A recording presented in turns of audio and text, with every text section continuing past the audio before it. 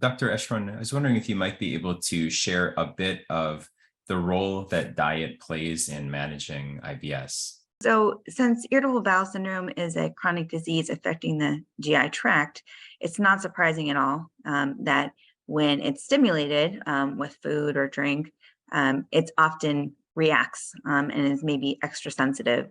And many patients think that they are sensitive to very specific foods that seem to trigger their symptoms, but some patients just say that, everything I eat or drink seems to exacerbate my symptoms. And so that's not necessarily surprising, again, given the fact that when the GI tract is stimulated, if it's already irritated with IBS, it's going to often react and exacerbate their symptoms. And so many patients, in fact, the vast majority of them state that their symptoms are exacerbated by just eating in general.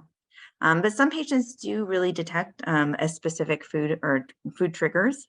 So, for example, some patients will really say that dairy or lactose triggers their symptoms. Some patients are often talking about, wheat or gluten as a trigger. And so, while that's true that many patients may react to very specific types of food, again, that's not consistent with everyone. Everyone's IBS is quite different, and there's no single nutrition plan that really does work for everybody. I think a food diary for a couple of weeks can be really helpful. We're all not always all knowing and remembering what we're eating, but kind of tracking your symptoms either with an app or even with a simple piece of paper can be helpful over a couple of weeks. Eating kind of reporting and recording what you're eating and drinking during that time can really be helpful if you review that with your healthcare provider. They may be able to discern specific dietary triggers or patterns that might be helpful.